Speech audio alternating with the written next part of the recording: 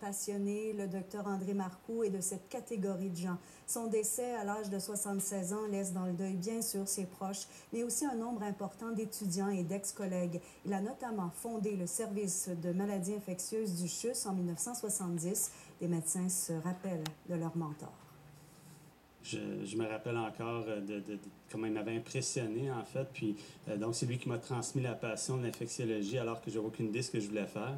Puis, à la fin du stage, justement, il était tellement passionné, puis il avait tellement de belles relations avec ses patients que moi, j'ai décidé, je veux pas être microbiologiste, infectiologue, en fait. C'est comme lui que je veux être.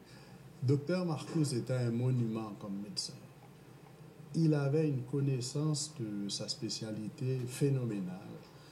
Il avait une attitude avec les malades qui était vraiment impressionnante, avec les malades, avec les étudiants. C'est une personne qui avait beaucoup de respect pour les gens. Et pour nous, Dr Marcoux, c'est un peu notre Jean Béliveau de l'infectiologie parce que Dr Marcoux, c'était une vedette dans son domaine. Ça a été notre capitaine pendant de longues années comme chef de département.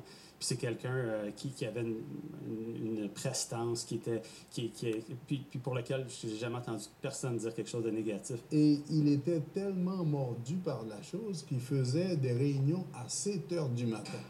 Vous me demandez pourquoi? Parce que c'était le seul moment où il pouvait rencontrer les chirurgiens pour passer son message. Il était tout seul initialement, puis on est rendu 10 microbiologistes infectiologues actuellement au CHU.